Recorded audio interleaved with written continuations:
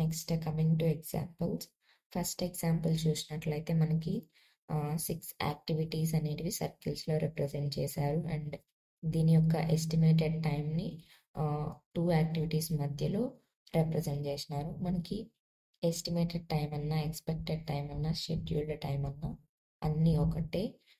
ఈ ఎస్టిమేటెడ్ టైంని మనం టీఈతో రిప్రజెంట్ చేస్తాం. ఇక్కడ ఈ చూడండి స్మాల్లో ఉంది, అదే క్యాప్స్ ఈ ఉన్నట్లయితే దాన్ని ఎర్లియస్ట్ టైం అంటాం. సో ఈ డిఫరెన్స్ని బాగా గుర్తుపెట్టుకోండి.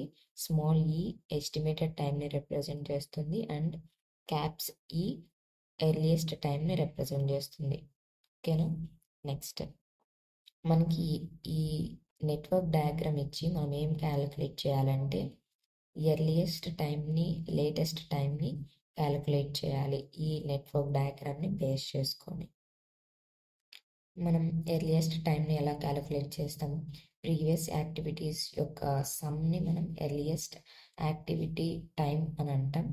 సో ఇక్కడ చూసినట్లయితే మనకి స్టార్టింగ్ ఆర్ ఎండింగ్ యాక్టివిటీకి టైం అనేది ఉండదు. So TE and TL of first activity వచ్చేసి 0 అండ్ సెకండ్ యాక్టివిటీకి ఎంత టైం అవుతుందంటే ఈ సెకండ్ యాక్టివిటీకి క్వశ్చన్లోనే ఇచ్చారు, ఎస్టిమేటెడ్ టైం వచ్చేసి 8. So earliest time of second activity అనేది 8 అవుతుంది. ఫస్ట్ మనం ఎర్లియస్ట్ టైంని క్యాలిక్యులేట్ చేద్దాం, ఆ తర్వాత లేటెస్ట్ యాక్టివిటీని క్యాలిక్యులేట్ చేద్దాం. ఫస్ట్ మనకి డిఫరెంట్ పార్ట్స్కి డిఫరెంట్గా లేటెస్ట్ అండ్ ఎర్లియస్ట్ టైంని క్యాలిక్యులేట్ చేద్దాం. ఫస్ట్ 1 to 5, 6 యాక్టివిటీ పాత్ తీసుకుందాం.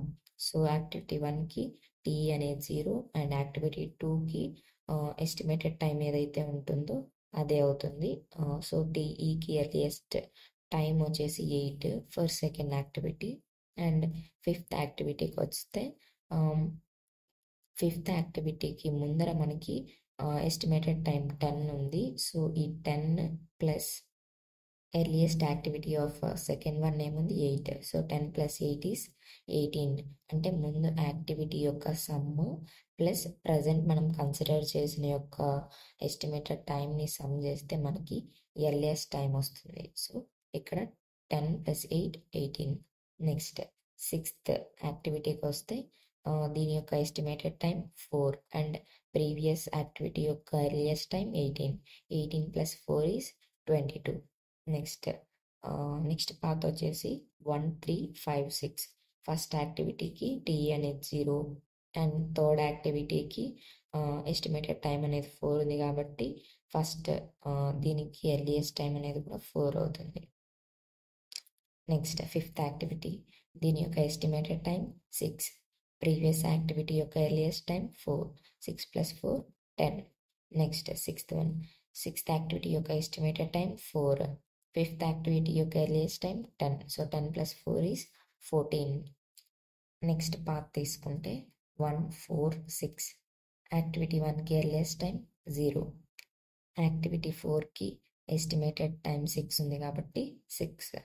నెక్స్ట్ యాక్టివిటీ 6కి estimated time 6 and previous activity యొక్క ఎర్లియస్ట్ టైం 6. సో 6 + 18 14 అవుతుంది. సో ఇప్పుడు మనం ఎర్లియస్ట్ టైంని యాడ్ చేసాం by estimated time plus previous activity యొక్క ఎర్లియస్ట్ టైంని యాడ్ చేస్తూ నెక్స్ట్ టీఎల్ని క్యాలిక్యులేట్ చేస్తాం. ఈ లేటెస్ట్ టైం క్యాలిక్యులేట్ చేసేది మనం రివర్స్ పాత్లో వస్తాం అన్నమాట, అంటే లాస్ట్ నుంచి ఫస్ట్కి వస్తాం. సో 1 to 5 6 పాత్ అని తీసుకుంటే సిక్స్త్ యాక్టివిటీ యొక్క లేటెస్ట్ టైం వచ్చేసి 22. అంటే టీ ఎంతైతే ఉంటుందో అంతనే తీసుకుంటాం ఫర్ లాస్ట్ యాక్టివిటీకి. సో టీ = టీఎల్ కాబట్టి టీఎల్ అనేది 22. నెక్స్ట్ ఫిఫ్త్ యాక్టివిటీకి వస్తే మనం టీఎల్ని ఎలా క్యాలిక్యులేట్ చేస్తామంటే ప్రీవియస్ యాక్టివిటీ యొక్క TL minus of estimated time అనమాట. సో ప్రీవియస్ యాక్టివిటీ యొక్క టీఎల్ 22 మైనస్ ఎస్టిమేటెడ్ టైం వచ్చేసి 4. 22 - 4 18. నెక్స్ట్ సెకండ్ యాక్టివిటీకి వచ్చేసరికి ప్రీవియస్ దాని టీఎల్ వచ్చి 18 minus estimated time 10. 18 - 10 is 8. Next first యాక్టివిటీకి వచ్చేసి టీఎల్ అనేది 0 ఉంటుంది. నెక్స్ట్ 1 3 5 8 5, 6 పాత్ తీసుకుంటే 6కి 5కి ఆల్రెడీ క్యాలిక్యులేట్ చేశాము. నెక్స్ట్ థర్డ్ యాక్టివిటీకి వస్తే ఫిఫ్త్ యాక్టివిటీకి డిఎల్ అనేది 18 and estimated time 6. 18 - 6 is 4. Next first యాక్టివిటీకి 0 ఉంటుంది.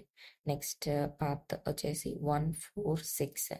6కి 22 లాస్ట్ యాక్టివిటీ కాబట్టి ఫోర్త్ వన్ వచ్చేసి 22 minus estimated time 8. 22 - 8 is 14. Next first యాక్టివిటీకి యాజ్ యూజువల్గా టీఎల్ అనేది 0 ఉంటుంది.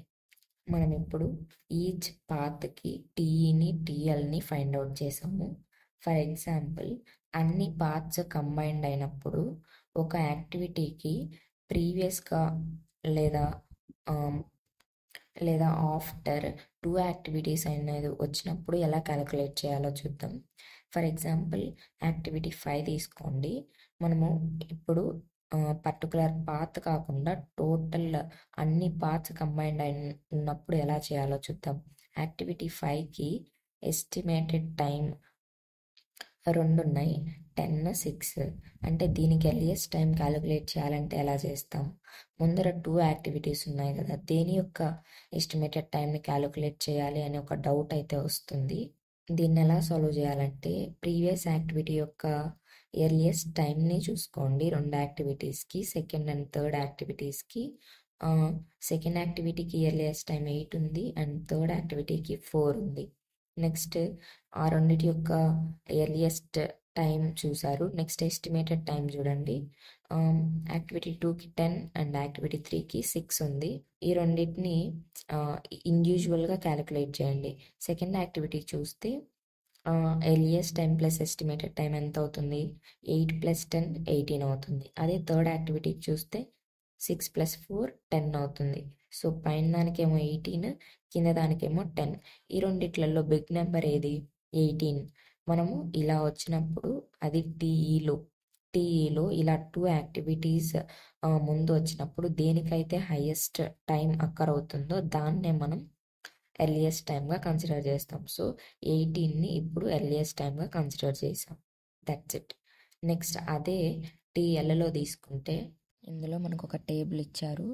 ఫస్ట్ రోలో యాక్టివిటీస్ అండ్ సెకండ్ రోలో ఎక్స్పెక్టెడ్ టైంని ఇచ్చారు. ప్రీవియస్ ప్రాబ్లంలో మనకు ఒక నెట్వర్క్ డయాగ్రామ్ ఇచ్చి అందులో యాక్టివిటీస్ని టైంని రిప్రజెంట్ చేశారు. కానీ ఇక్కడ ఒక టేబుల్ ఇచ్చి యాక్టివిటీస్ని టైంని రిప్రజెంట్ చేశారు. అంటే మనం దీన్ని బేస్ చేసుకొని నెట్వర్క్ డయాగ్రామ్ ఆర్ ప్రాజెక్ట్ డయాగ్రామ్ని మనం డ్రా చేసుకోవాలి. ఫస్ట్ కాలం చూసినట్లయితే 1 to 2 అంటే ఫస్ట్ యాక్టివిటీ తర్వాత సెకండ్ యాక్టివిటీ అనేది వస్తుంది. నెక్స్ట్ థర్డ్ కాలంలో 1 to 3 అంటే ఫస్ట్ యాక్టివిటీ తర్వాత third activity. Previous one first activity తర్వాత సెకండ్ యాక్టివిటీ. అంటే ఫస్ట్ యాక్టివిటీకి 2 పోస్ట్ యాక్టివిటీస్ అనేటివి ఉన్నాయి. ఇలా మనం ఐడెంటిఫై చేసుకొని నెట్వర్క్ డయాగ్రామ్ని డ్రా చేసుకోవాలి. ఫోర్త్ కాలంలో సెకండ్ టు ఫోర్త్ అంటే సెకండ్ యాక్టివిటీ తర్వాత ఫోర్త్ యాక్టివిటీ వస్తుంది. నెక్స్ట్ 3 to 4 థర్డ్ యాక్టివిటీ తర్వాత ఫోర్త్ యాక్టివిటీ రావాలి. అంటే ఫోర్త్ యాక్టివిటీకి 2 ప్రీ యాక్టివిటీస్ ఉంటాయి.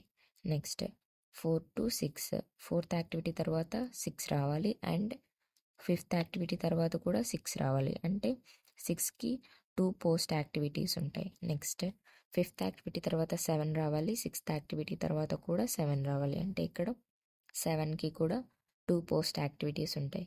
ఇవన్నీ సెట్ అయ్యేలాగా మనం యారో మార్క్స్తో ఇండికేట్ చేస్తూ ఏ యాక్టివిటీ తర్వాత ఏది వస్తుందని క్లారిటీగా డ్రా చేయాలి. నెక్స్ట్ కింద వచ్చేసి ఎక్స్పెక్టెడ్ టైం ఇచ్చారు. ఈ యాక్టివిటీ నుంచి ఈ యాక్టివిటీకి పర్ఫామ్ అవ్వాలంటే ఎంత టైం అక్కర్ అవుతుందో అంత టైంని ఇక్కడ కింద ఇచ్చారు. ఆ 2 యాక్టివిటీస్ మధ్య మనం ఆ టైంని రిప్రజెంట్ చేస్తాం. మనం ఈ క్వశ్చన్ ఏంటంటే ఏమేం ఫైండ్ అవుట్ చేయాలంటే first one project work, second one critical path, third one project duration and fourth one slack. ఇప్పుడు మనం నెట్వర్క్ డయాగ్రామ్ని అయితే డ్రా చేసాం. అంటే ఫస్ట్ వన్ కంప్లీట్ అయింది. Second one critical path. Critical path అంటే ఏమి? ఎక్కువ టైం ఏ పాత్ తీసుకునింది ఒక ప్రాజెక్ట్ కంప్లీట్ అవ్వడానికి అని ఫైండ్ అవుట్ చేయాలి. దీనికి మనం ప్రీవియస్ యాక్టివిటీస్ యొక్క సమ్ని ఎస్టిమేటెడ్ టైమ్స్ని సమ్ చేస్తే మనకి దేనికి ఎక్కువ టైం అయిందో తెలుస్తుంది. ప్రీవియస్ ప్రాబ్లంలో డిస్కస్ చేసినట్లు ఇక్కడ టీఈ అండ్ టీఎల్ని కూడా క్యాలిక్యులేట్ చేశారు. సేమ్ అలాగే మీరు ట్రై చేయండి ఒకసారి. ఈచ్ పాత్ని సపరేట్ 4 పాత్స్కి టోటల్ డ్యూరేషన్ అనేది క్యాలిక్యులేట్ చేస్తాం. ఫర్ ఎగ్జాంపుల్ 1, 2, 4, 6, 7 పాత్ తీసుకుంటే దీనికి ఎస్టిమేటెడ్ టైమ్స్ ఏమేమి ఉన్నాయి పైన మనకి క్లారిటీకి ఇచ్చారు. సో దాన్ని బేస్ చేసుకొని చేయాలి.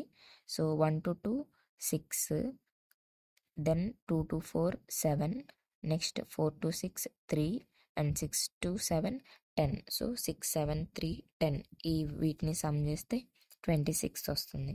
నెక్స్ట్ 1, 3, 4, 6, 7కి ఏమేమి వస్తాయంటే 8, 12, 3, 10 వీటిని సమ్ చేస్తే 33. నెక్స్ట్ పాత్ వచ్చేసి 1, 3, 5, 6, 7 వీటి యొక్క ఎస్టిమేటెడ్ టైమ్స్ 8, 7, 5, 10 వీటిని సమ్ చేస్తే 30. నెక్స్ట్ లాస్ట్ వన్ 1, 3, 5, 7 ఈ పాత్కి ఎస్టిమేటెడ్ టైమ్స్ 8, 7, 11 ఈ మూడింటిని సమ్ చేస్తే 26. సో ఈ టోటల్ డ్యూరేషన్లో హైయెస్ట్ టైం దేనికైతే కన్జ్యూమ్ అయిందో దాన్ని మనం క్రిటికల్ పాత్గా ఐడెంటిఫై చేస్తాం. సో 33 అనేది హైయెస్ట్ డేస్. సో 1, 3, 4, 6, 7 అనే పాత్ ఎక్కువ టైం తీసుకునింది ఒక ప్రాజెక్ట్ని కంప్లీట్ చేయడానికి. సో సెకండ్ వన్ కంప్లీట్ అయింది 33. ఆ పాత్ని మనం డబల్ లైన్స్తో ఇండికేట్ చేసి క్రిటికల్ పాత్ అని ఐడెంటిఫై చేస్తాం. నెక్స్ట్ థర్డ్ వన్ ఏంటంటే ప్రాజెక్ట్ డ్యూరేషన్. మ్యాక్సిమం టైం ఎంత అవుతుందో ఒక ప్రాజెక్ట్ కంప్లీట్ చేయడానికి ఇందాకే ఫైండ్ అవుట్ చేసాం 33. సో 33 అనేది ప్రాజెక్ట్ డ్యూరేషన్. నెక్స్ట్ స్లాక్ ఎలా క్యాలిక్యులేట్ చేస్తామంటే by using a small formula that is TL minus TE. మనం ప్రీవియస్ ప్రాబ్లంలో టీఎల్ని టీఈని ఎలా ఫైండ్ అవుట్ చేయాలో అని చేసాం కదా, మీరు ఒకసారి ట్రై చేయండి. ఈచ్ యాక్టివిటీకి సపరేట్ అంటే ఈచ్ పాత్ని సపరేట్ చేసి ఫైండ్ అవుట్ చేయండి ఒకసారి. అండ్ అన్నీ కంబైన్ చేసి ఒకసారి చెక్ చేసుకోండి మీరు కరెక్ట్ చేశారా లేదా అనేసి. So TL minus TE, each యాక్టివిటీకి టీఎల్ అండ్ టీఈ ఉంటుంది. ఫస్ట్ యాక్టివిటీకి 0 - 0 0 అండ్ సెకండ్ యాక్టివిటీకి తీసుకుంటే 13 - 6 7. నెక్స్ట్ థర్డ్ యాక్టివిటీకి 8 - 8 0. నెక్స్ట్ ఫోర్త్ యాక్టివిటీకి 20 - 20 0. నెక్స్ట్ ఫిఫ్త్ యాక్టివిటీకి 18 - 15 3. Next sixth activity 23 - 23 0. Next seventh activity 33 - 33 0. So ఇక్కడ ఇలాగైతే స్లాక్ టైంని ఫైండ్ అవుట్ చేస్తాం. స్లాక్ టైం ఎక్కడైతే మనకి 0 అవుతుందో ఆ జీరోస్ అన్నిటిని కంబైన్ చేస్తే ఆ యాక్టివిటీస్ని మనకి క్రిటికల్ పాత్ అనేది వస్తుంది. అంటే ఇక్కడ ఏ యాక్టివిటీస్కి స్లాక్ టైం 0 అయింది 1, 3, 4, 6, 7. సో ఈ యాక్టివిటీస్ అనేటివి క్రిటికల్ పాత్ని డినోట్ చేస్తున్నాయి. ఈ ఆన్సర్ అండ్ మనకు వచ్చిన టోటల్ డ్యూరేషన్లో వచ్చిన హైయెస్ట్ వాల్యూ ఏదైతే ఉందో దాని యొక్క క్రిటికల్ పాత్ సేమ్గా ఉంటేనే మనం చేసిన ప్రాబ్లం అనేది కరెక్ట్. మనం ఎలా చెక్ చేసుకోవాలంటే ఈ స్లాక్ టైంలో వచ్చిన ఆన్సర్ అండ్ ప్రాజెక్ట్ డ్యూరేషన్లో దేనికైతే హైయెస్ట్ డేస్ అక్కరైందో దాని క్రిటికల్ పాత్ చెక్ చేసి రెండు సేమ్ ఉన్నట్లయితే మనం చేసిన ప్రాబ్లం అనేది కరెక్ట్, లేదంటే మిస్టేక్ అయి ఉంటుంది. సో మీకు ఈ క్యాలిక్యులేషన్ అర్థమైంది అనుకుంటున్నాను. That's it. Bye friends.